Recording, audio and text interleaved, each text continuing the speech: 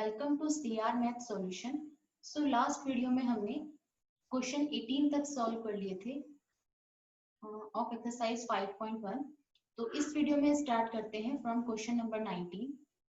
Question number 19 is show that the function defined by gx is equals to x minus greatest integer function x is discontinuous at all integral points.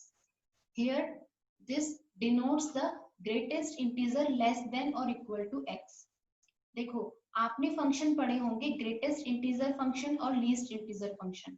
Okay, तो इनकी value क्या होती है, सबसे पहले इनको solve कैसे करते हैं ये हम सबसे पहले जानेंगे आज। तो सबसे पहले देखते हैं कि ग्रेटेस्ट इंटीजर फंक्शन होता क्या है। देखो स्टूडेंट्स, फॉर एग्जांपल आपने यहाँ पर लिखा है ये ग्रेटेस्ट इंटीजर फंक्शन, ठीक है। इसको डिनोट करते हैं ये ब्रैकेट से, ठीक है। ये वाले जो ब्रैकेट होते हैं आपके, सो इसको ग्रेटेस्ट इंटीजर फंक्शन, इसकी डेफिनेशन क्या होती है। ग्रेटेस्ट इंटीजर फंक्शन x बाहर निकल के क्या आता है, देखो लेस देन और इक्वल टू x। जो आपकी बाहर वैल्यू आएगी निकल के ब्रैकेट से बाहर, वो या तो इस x से कम होगी या इस x के इक्वल होगी, ठीक है। अब देखते हैं कैसे। देखो फॉर एग्जांपल मैंने लिख दिया यहाँ पर 5। देखो हम बात किसकी कर रहे हैं, ग्रेटेस्ट इंटीजर फंक्शन। इंटीजर तो आपको पता होंगे, इंटीजर क्या होते हैं आपके -3, -2, -1, 0, 1, 2, 3। मतलब कंप्लीट एक नंबर जो होता है, चाहे वो पॉजिटिव हो नेगेटिव हो इंक्लूडिंग 0, ये सब आपके क्या होते हैं, इंटीजर्स होते हैं। तो हम बात कर रहे हैं ग्रेटेस्ट इंटीजर फंक्शन की। तो for example greatest integer function of 5 की मुझे वैल्यू फाइंड आउट करनी है। तो क्या होगा, देखो 5 तो खुद में एक इंटीजर है ना, ठीक है। तो इंटीजर अगर ब्रैकेट के अंदर इंटीजर है और हमें उसकी greatest integer function value find out करनी है, तो वो जो इंटीजर है वही उसका आंसर होगा। कहने का मतलब है जो इंटीजर है उसको तो हमें एज इट इज लिखना है, ठीक है। उसमें हमें कोई छेड़छाड़ नहीं करनी है। फॉर एग्जाम्पल अगर ये ऐसे हो जाता 5.4 और आपसे बोला जाता इसकी वैल्यू फाइंड आउट करो, तो देखो आपका 5 कहाँ पर होता है, यहाँ पर मान लो आपका 4 है, ये 5 है, ठीक है। यहाँ पर आपका 6 है और ये आपकी नंबर लाइन है, ठीक है। 5.4 आपका कहाँ पर लाई करेगा, 5.4 आपका कहीं यहाँ पर लाई करेगा, ठीक है। शायद आपको दिखना रहा हो अच्छे से, देखो ये 5.4 आपका यहाँ पर लाई करेगा। तो क्या बोला था मैंने डेफिनेशन में, लेस देन और इक्वल टू x। देखो इक्वल तो वहां पर होगा जहां पर एक कंप्लीट इंटीजर ऑलरेडी हो, लेस देन वहां पर होगा जहां पर आपका इंटीजर ना हो ब्रैकेट में। तो यहाँ पर आपका इंटीजर नहीं है ब्रैकेट में, हमें इसकी greatest integer value find out करनी है। तो क्या होती है according to definition, less than to x, मतलब उस पर्टिकुलर पॉइंट से लेस इंटीजर जो होगा। देखो 5.4 यहाँ पर है, 5.4 से कम सबसे पहले इंटीजर कौन सा पड़ रहा है मेरा, 5, यानी कि इसका आंसर क्या होगा 5। फॉर एग्जाम्पल मैं यहाँ पर ऐसे ले लेती हूँ 4.3। 4.3 का ग्रेटेस्ट इंटीजर फंक्शन से अगर ये बाहर निकलता है तो इसकी वैल्यू क्या होगी, देखो 4.3 आपका यहाँ पर होगा कहीं 4.3, ठीक है। 4.3 से पहले, 4.3 से लेफ्ट की तरफ, पहले मतलब बैक जाना है हमको। तो 4.3 से पहली मेरी वैल्यू क्या, कंप्लीट इंटीजर वाली वैल्यू क्या पड़ रही है यहाँ पर 4, यानी कि इसका आंसर क्या आ जाएगा 4, ठीक है।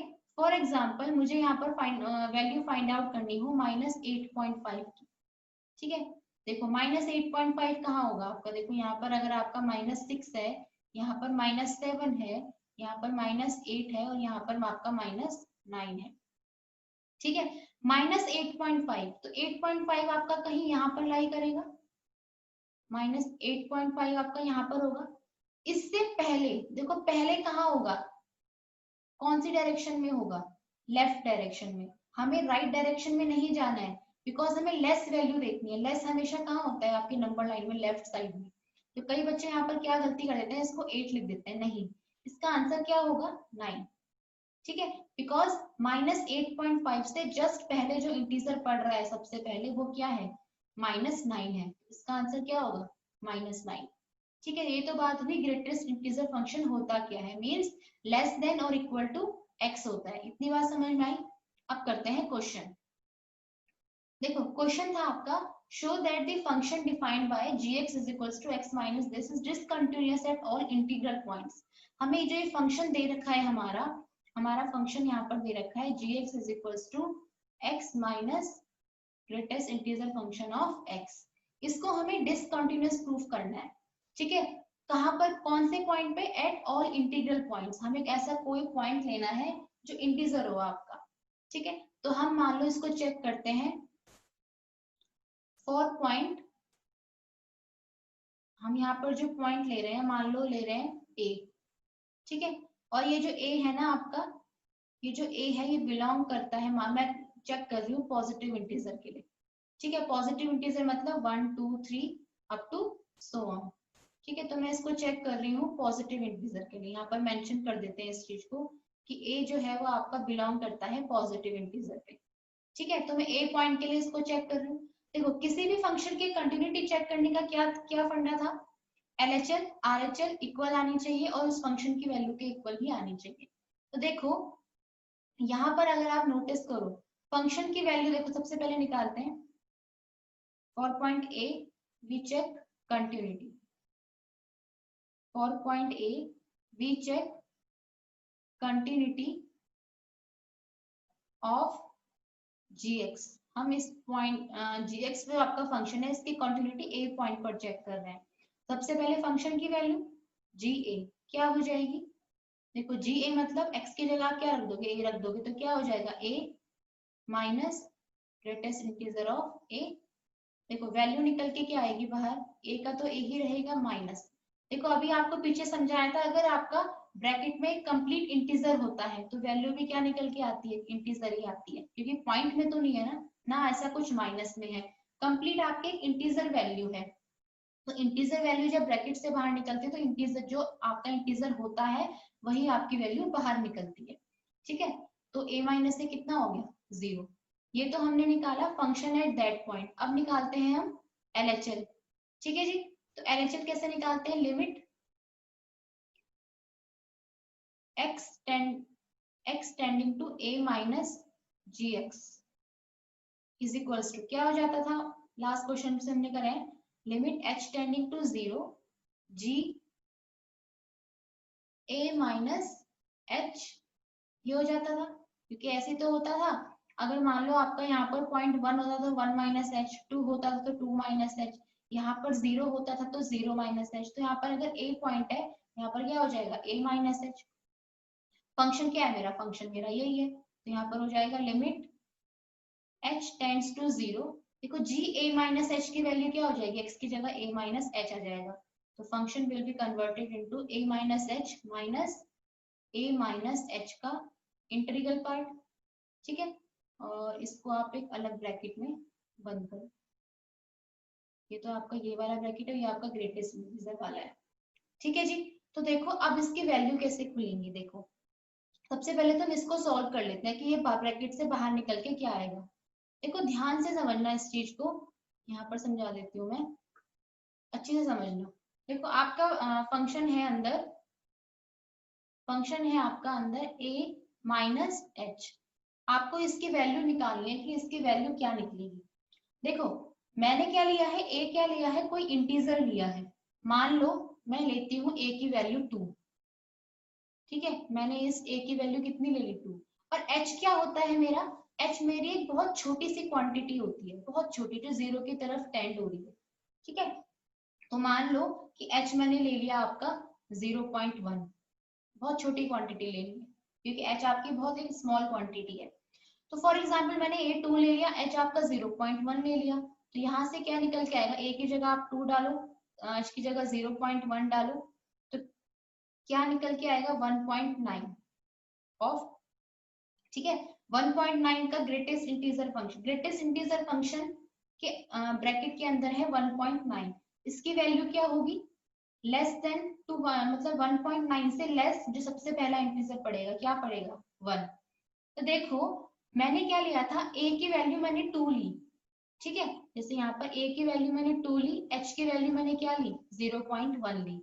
तो जब मैंने इसको सॉल्व किया 2 माइनस 0.1 का ग्रेटेस्ट इंटीजर निकाला तो मेरा कितना आया 1, राइट। और इस 1 को मैं क्या लिख सकती हूँ 2 माइनस 1, यानी कि 2 माइनस 0.1 का ग्रेटेस्ट इंटीजर क्या आ गया 2 माइनस 1। इसका मतलब a माइनस एच का ग्रेटेस्ट इंटीजर क्या आ जाएगा a माइनस 1। ये चीज समझ में आई, क्लियर हुई। देखो दोबारा समझ लो, a की वैल्यू मैंने 2 लेट करी है, h की वैल्यू 0.1 लेट करी है।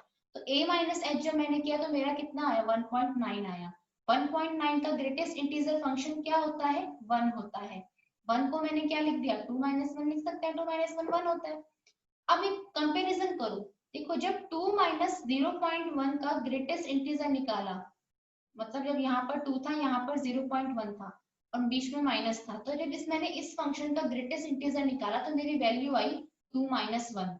ओके, इसका मतलब जब a minus a minus h का ग्रेटेस्ट इंटीजर निकालूंगी तो क्या आएगा, देखो 2 की जगह तो 2 ही था ना, माइनस की जगह माइनस है, बस 0.1 तो जो आपका उसकी जगह क्या आ गया 1 आ गया। तो सिंपल, अगर a माइनस एच का आप ग्रेटेस्ट इंटीजर फाइंड आउट करते हो तो क्या निकलेगा a माइनस 1। इतनी चीज क्लियर हुई है, ठीक है। देखो तो यहां से हो जाएगा आपका limit h tends to 0 a minus h, ये तो क्योंकि ये तो ग्रेटेस्ट इंटीजर में नहीं था ना, ये था आपका ग्रेटेस्ट इंटीजर में, इसकी वैल्यू कितनी आई सॉल्व करके a माइनस 1, ठीक है। तो अब ये हो जाएगा आपका, यहाँ पे कर लेते हैं इसको, लिमिट h टेंड्स टू 0, इसको सॉल्व कर लेते हैं अंदर ब्रैकेट को, ये हो जाएगा a minus H minus a plus 1। तो a से a कैंसिल हो जाएगा और जब हम h की जगह 0 मतलब लिमिट अप्लाई करेंगे तो ये 0, तो आंसर कितना आएगा 1 आएगा। इसका मतलब आपकी LHL कितनी आ गई 1 आ गई, ठीक है। और अब निकालते हैं RHL, ठीक है। वैसे यहीं पर क्लियर हो जाएगा क्योंकि आपकी फंक्शन की वैल्यू और LHL की वैल्यू डिफरेंट आ रही है, तो आपका फंक्शन वैसे ही दिख रहा है कि क्या डिसकंटिन्यूअस है। बट और सॉल्व करने के लिए हम क्या करते हैं, इसकी RHL, देखो अब फाइंड करते हैं इसकी RHL, ठीक है। RHL, तो RHL कैसे निकालते हैं, limit x tends to a plus gx, तो इसको क्या लिखते हैं, limit h tends to 0 g a plus h। Okay, तो फंक्शन क्या हो जाएगा आपका, लिमिट h टेंड्स टू 0, देखो g a प्लस h क्या हो जाएगा, यहाँ पर x की जगह a प्लस h आ जाएगा, ये हो जाएगा आपका a plus h minus a plus h का ग्रेटेस्ट इंटीजर फंक्शन, राइट। तो आप सबसे पहले तो इसको बाहर निकालो ब्रैकेट से, देखो जैसे पीछे किया था सेम चीज करते हैं यहाँ पर। देखो जी a प्लस एच है आपका, ठीक है। यहाँ पर लिखते हैं इस चीज को a प्लस एच, आपको इसको ग्रेटेस्ट इंटीजर को सॉल्व करना है, वही सिंपल फंडा लेते हैं, हम लेते हैं a की जगह 2 और h की जगह 0.1, बिकॉज a आपका कोई इंटीजर है, पॉजिटिव इंटीजर। जरूरी नहीं कि आप 2 और 0.1 लो, मैंने तो सिर्फ एग्जांपल के लिए बताया, समझाने के लिए। तो फॉर एग्जांपल मैंने a की वैल्यू 2 ली जो इंटीजर है, h की वैल्यू मैंने 0.1 ली जो कि एक बहुत स्मॉल क्वांटिटी है। तो देखो जब आप दोनों को 2 प्लस 0.1 कितना हो जाएगा आपका 2.1। 2.1 का ग्रेटेस्ट इंटीजर क्या होता है 2 होता है, क्योंकि 2.1 से जस्ट पहले आपका इंटीजर क्या पड़ेगा 2 पड़ेगा, ठीक है जी। तो अब कंपैरिजन करो, जब मेरा 2 प्लस 0.1 का मैंने इंटीजर लिया तो मेरा कितना आया आंसर 2 आया। इसका मतलब जब a प्लस एच का मैं ग्रेटेस्ट इंटीजर लूंगी तो आंसर कितना आएगा a आएगा, ठीक है। तो इसका मतलब इस a प्लस एच की ग्रेटेस्ट इंटीजर फंक्शन वैल्यू क्या होगी a होगी, राइट। यहाँ पर लिख लेते हैं इस चीज को, limit h tends to 0 a plus h minus a plus h की वैल्यू क्या होती है, ग्रेटेस्ट इंटीजर हमने सॉल्व किया अभी a, तो लिमिट h टेंड्स टू 0, देखो सॉल्व करेंगे तो a से a कैंसिल हो जाएगा, यहाँ पर सिर्फ कितना बचेगा h, तो आंसर कितना आ जाएगा 0 लिमिट अप्लाई करने पर।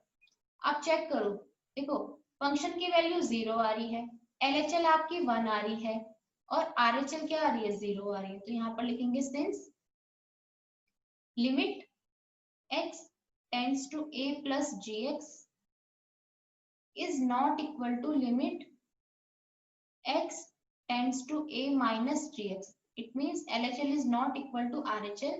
So gx is discontinuous. Okay तो आपने क्या प्रूफ कर दिया, gx को डिसकंटिन्यूअस प्रूफ कर दिया एट a, ठीक है। और यहाँ पर आप मेंशन कर दो कि a क्या है आपका पॉजिटिव इंटीजर को बिलोंग करता है, राइट। ये था आपका क्वेश्चन नंबर 19। तो now proceed to next question. Here is your question number 20. Question number 20 is the function defined by fx is equals to x square minus sin x plus 5 is continuous at x is equals to pi? क्या जो आपका ये function दे रखा है यहाँ पर fx is equals to this, ये continuous है x is equals to pi पर? तो देखो कंटिन्यूटी चेक करने की मैंने आपको दो कंडीशन बताई थी स्टार्टिंग में, या तो आप प्रूफ कर दो LHL is equals to RHL is equals to function at that point. मान लो मैं C पर निकाल रही हूँ तो LHL at C, RHL at C is equals to FC, तीनों इक्वल आने चाहिए। और दूसरा तरीका एक बताया था, क्या बताया था कि सबसे पहले तो आप देखो कि आपका फंक्शन क्या है, डिफाइंड होना चाहिए, पहली कंडीशन, ठीक है। अगर आपका फंक्शन डिफाइंड है तो आप सिंपल एक क्या कर सकते हो, limit x tends to C fx is equals to FC। इसका मतलब आपको LHL और RHL ना निकाल के सिंपल एक लिमिट निकाल दो फंक्शन की उस वैल्यू पर और फंक्शन की पर्टिकुलर वैल्यू, दोनों इक्वल आ जाती है और फंक्शन डिफाइंड है। अगर ये तीनों कंडीशन फुलफिल होती है तब भी आपका फंक्शन क्या होता है, कंटिन्यूअस होता है, ठीक है। तो आप चाहो यहाँ पर ये वाला फंडा लगाओ चाहे ये वाला फंडा लगाओ, बात एक ही है। तो हम इससे सॉल्व करते हैं इसको, राइट। ये आपको इंट्रोडक्टरी वीडियो में बताया गया था कि दो कंडीशन होती है कंटिन्यूसी की। देखो जी, सबसे पहले हम यहाँ लिखेंगे here fx is equals to x square minus sin x plus 5 is defined, ठीक है। देखो डिफाइंड तो है ना फंक्शन, x की जगह आप कुछ भी वैल्यू डालो डिफाइंड रहेगा। यहाँ पर भी x की जगह आप कोई वैल्यू डालो तो sin 0 sin 30 कुछ भी डालो तो कुछ ना कुछ पर्टिकुलर वैल्यू आएगी, इंफिनिटी नहीं होने वाला है ये, ठीक है। सिंपल 5 तो 5 है, तो यानी कि ये पूरा फंक्शन क्या है, डिफाइंड है, ठीक है। नाउ नेक्स्ट स्टेप, आप क्या फाइंड आउट करते हो, पर्टिकुलर पॉइंट पर फंक्शन की वैल्यू। तो हम यहाँ पर निकालेंगे एफ पाई, ठीक है। एफ पाई क्या हो जाएगा, pi square minus sine pi plus 5, okay. Pi square minus sine पाई क्या होता है आपका, साइन 180 की वैल्यू 0, ये हो जाएगा पाई स्क्वायर प्लस 5, ये तो आई आपकी फंक्शन की वैल्यू। अब क्या देखते हैं, limit. So limit x tends to pi fx is equals to क्या हो जाता है, ये limit h tends to 0 f, ये हो जाएगा आपका pi plus h। So limit h tends to 0 f pi plus h क्या हो जाएगा, x की जगह आप पाई प्लस h रख दोगे यहाँ पर, ये हो जाएगा pi plus h whole square minus sine pi plus h plus pi, right. So limit h tends to 0 pi plus h whole square minus, आप क्या काम करो, साइन पाई प्लस h का फॉर्मूला यहाँ से ओपन कर दो, ठीक है। तो क्या मिलेगा आपको, साइन ए कॉस बी यानी कि cos h plus cos A sine B, right, and plus 5, ठीक है। अब आप क्या करो, लिमिट अप्लाई कर दो पूरे फंक्शन में। देखो लिमिट अप्लाई आप पूरे फंक्शन में कैसे करते हो, जब आपका प्लस माइनस में होता है, ठीक है, अगर आपके दो फंक्शन है ए और बी, ठीक है, आपको इन दोनों में अलग अलग लिमिट लगानी है। ठीक है, ए एक्स और बी एक्स है मान लो, आपको इन दोनों में लिमिट लगानी है, तो आप क्या करोगे, limit this, limit h tending to 0 this plus limit h tending to 0 this. ठीक है, अलग अलग लिमिट अप्लाई होती है फंक्शन में। तो तो हाँ, अगर अलग अलग लिमिट अप्लाई करेंगे तो क्या बन जाएगा हमारा, h की जगह 0 आ जाएगा, ये हो जाएगा पाई स्क्वायर माइनस, यहाँ से देखो कॉस 0 1 होता है, बट साइन पाई क्या होता है, 0 होता है, ये कंप्लीट 0 हो गया। ओके, प्लस कॉस पाई कितना होता है आपका, -1, बट यहाँ से अगर हम 0 रखेंगे तो साइन 0 कितना हो जाएगा, ये 0 हो जाएगा, +5। ठीक है, तो ये कंप्लीट वैल्यू 0 हो गई, तो यहाँ से हमारा क्या मिला हमको, पाई स्क्वायर प्लस पाई। तो आप चेक कर रहे हो, चेक करो कि आपके फंक्शन की वैल्यू और लिमिट की वैल्यू दोनों की वैल्यू सेम है, तो इसका मतलब आपका फंक्शन कंटिन्यूअस है at x is equals to pi पर। तो ये लाइन हम लिख देंगे यहाँ पर, since limit x tends to pi fx is equals to f pi, therefore the given function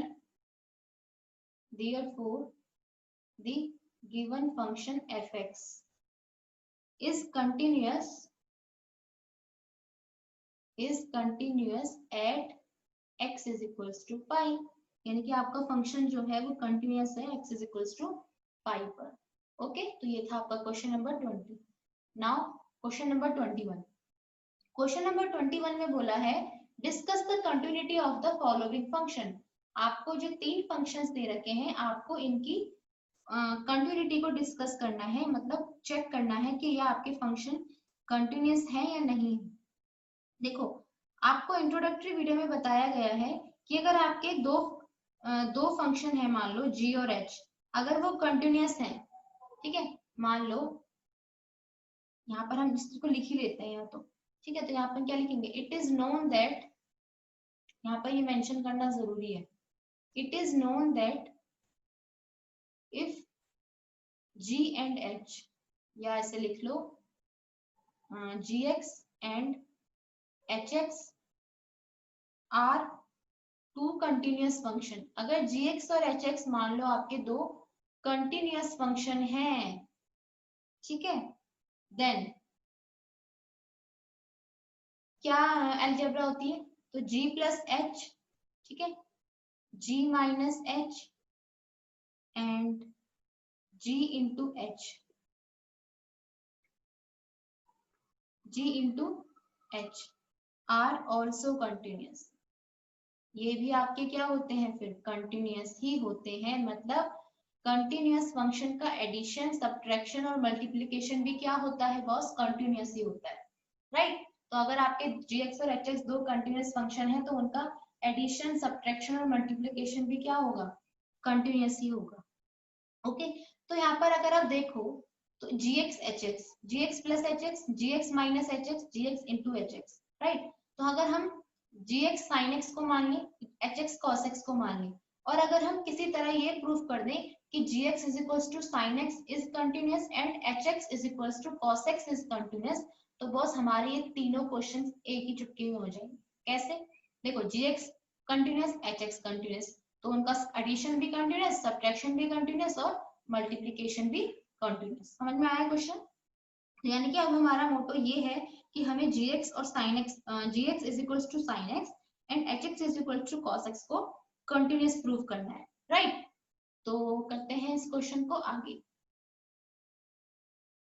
देखो, हम यहाँ पर लिख रहे हैं लेट gx हमने मान लिया है sin x, okay, and hx हमने माना है cos x, राइट। तो हमें अब gx और hx इन दोनों को कंटिन्यूअस प्रूव करना है। सबसे पहले करते हैं gx। Now gx is equals to sin x, सबसे पहले हम इसको क्या कर रहे हैं, कंटिन्यूअस प्रूव कर रहे हैं, gx is equals to sin x, ठीक है। कंटिन्यूटी प्रूफ करने का तरीका क्या होता है, एक या तो फर्स्ट तरीका जो आपको बताया था LHL RHL और फंक्शन की वैल्यू, सेकंड तरीका ये होता है कि आप क्या करो, उस फंक्शन को डिफाइन दिखा दो और उसके बाद लिमिट और उस फंक्शन की वैल्यू दोनों क्या आनी चाहिए, सेम आनी चाहिए, राइट। तो आप दूसरे वाला तरीका यहाँ पे अप्लाई कर सकते हो। तो यहाँ पर हम लिख देंगे since gx is equals to sine x, क्योंकि दूसरे वाले फंडे के लिए ना सबसे पहले आपको डिफाइन दिखाना होता है इसको। Is defined for every real number, is defined for every real number. Okay, ये आपका जो gx फंक्शन है sin x, ये क्या है, हर रियल नंबर के लिए क्या है, ये डिफाइंड है। आप कोई भी यहाँ पर रियल नंबर वैल्यू पुट करो, आपको कुछ डिफाइंड वैल्यू मिलेगी, नॉट इन्फिनिटी। ओके, तो अगर ये पहला स्टेप हो गया, अब क्या करते थे हम, फंक्शन की वैल्यू फाइंड आउट करते हैं। तो यहाँ से देखो फंक्शन की वैल्यू क्या हो जाएगी, साइन सी, मान लो मैं सी पॉइंट पर कर रही हूँ इसको, तो यहाँ पर आप पहले चाहे तो ये चीज मेंशन कर दो, देखो यहाँ पर ये चीज मेंशन कर दो, late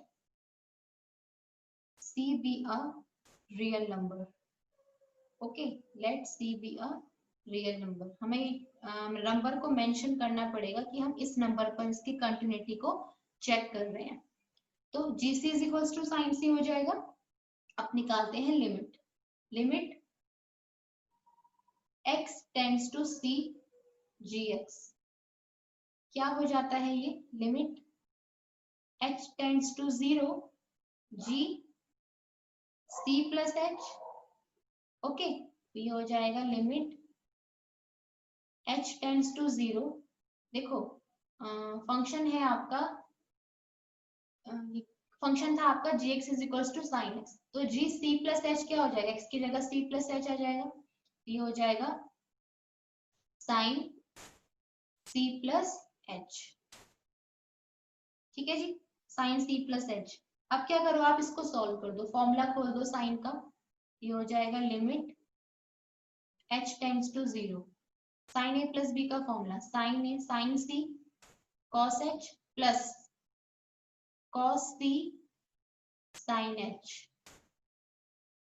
okay, so now applying the limit, what we will get, sin c into, ये क्या हो जाएगा cos 0, h की जगह 0 आ जाएगा, plus cos c into sin 0, right. तो यहाँ से मेरा क्या मिला मुझे, sin c into 1, cos 0 की वैल्यू 1 होती है, and cos c into sin 0 की वैल्यू 0 होती है। एक्चुअली हमें क्या मिला आंसर, sin c। ओके, तो you can see that function at c and limit at c both are equal, so our function is continuous। यहाँ पर हम लिख देंगे इस चीज को, since limit x tends to c gx is equals to gc, so gx is equals to sin x is continuous। यानी कि हमारा जो फंक्शन हमने sin x को एज्यूम किया था ना gx, वो हमारा क्या है, कंटिन्यूअस फंक्शन है। ओके, तो देखो gx तो कंटिन्यूअस आ गया, इसी तरीके से आप क्या कर दोगे, cos x को कंटिन्यूअस कर दोगे। सिंपल, जहां पर आपका sin x लिखा होगा वहां पर क्या लिख दोगे, cos x। ओके, यहाँ पर भी क्या हो जाएगा, cos c plus h, cos a plus b का फॉर्मूला ओपन करोगे तो सेम वैल्यू आएगी, जो cos c की आएगी वो यहाँ पर क्या आएगा, cos c आएगा। ठीक है, तो यानी कि आपका एच एक्स भी क्या हो जाएगा, कंटिन्यूअस हो जाएगा।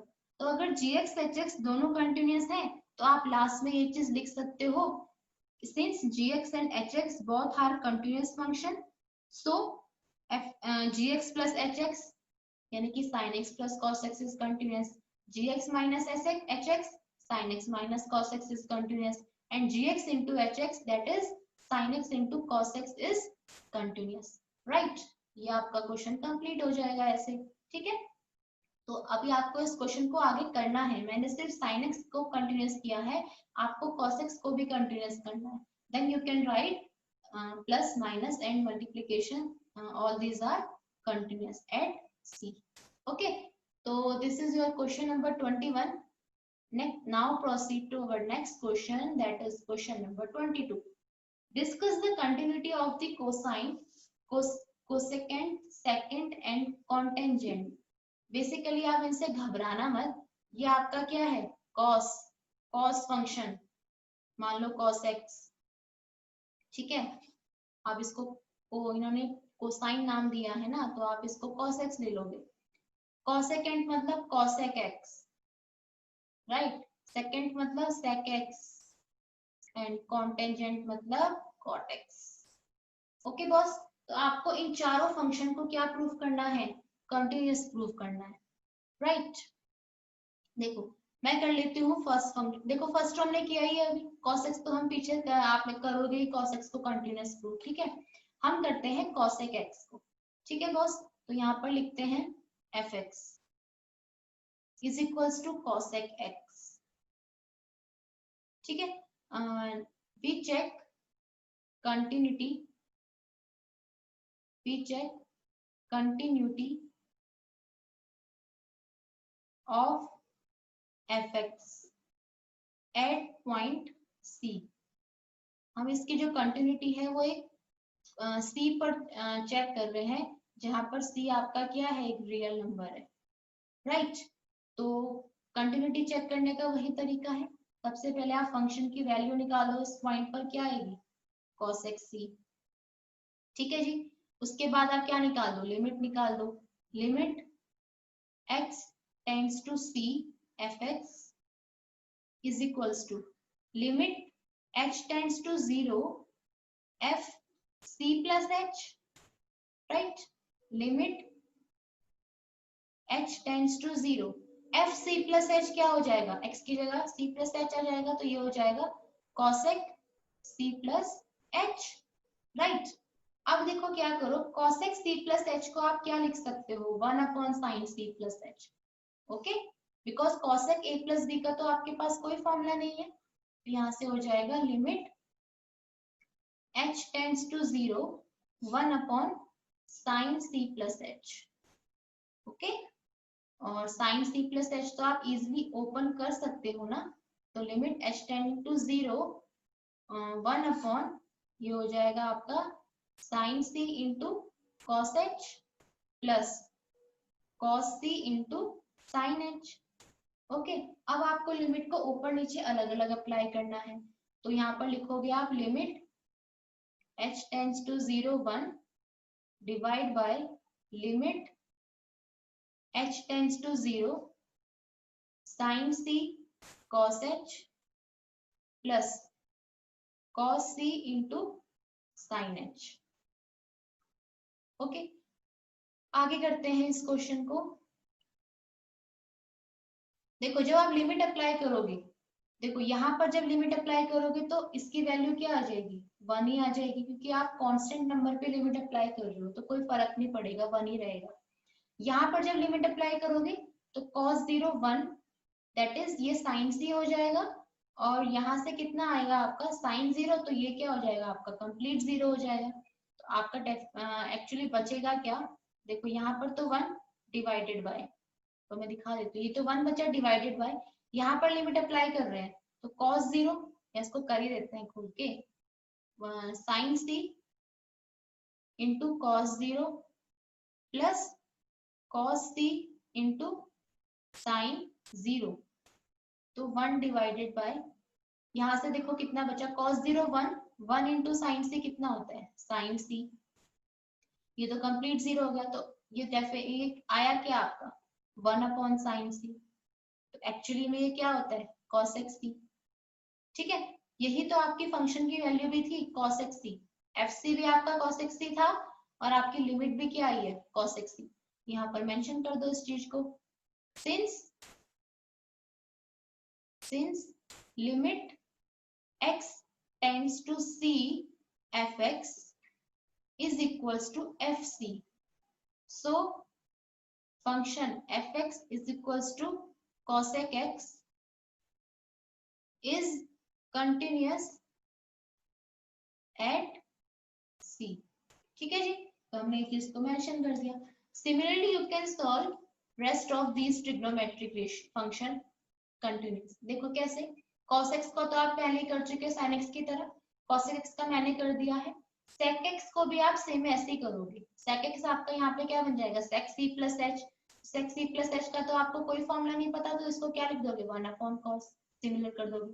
cot x को क्या लिखोगे आप, देखो cot x को आप ऐसे लिख सकते हो, cos अपॉन sin लिख सकते हो, cos अपॉन sin लिख सकते हो, और cos भी आपका कंटिन्यूअस फंक्शन है, sin भी आपका कंटिन्यूअस फंक्शन है, तो आप दोनों ही अगर आपके कंटिन्यूअस हैं तो दोनों का डिवीजन भी आपका क्या होगा, कंटिन्यूअस ही होगा, ठीक है। लेकिन वहां पर आपको ये चीज मेंशन करनी पड़ेगी, देखो ऐसे लिखोगे ना यहाँ पर cos x upon sin x, तो यहाँ पर आपको साइड में मेंशन करना पड़ेगा कि sin x can not be equal to 0, यानी कि sin x की आप वैल्यू क्या नहीं ले सकते हो, 0 नहीं लोगे वहां पर, बाकी सब सेम करना है आपको। ओके, तो ये था आपका क्वेश्चन नंबर 22।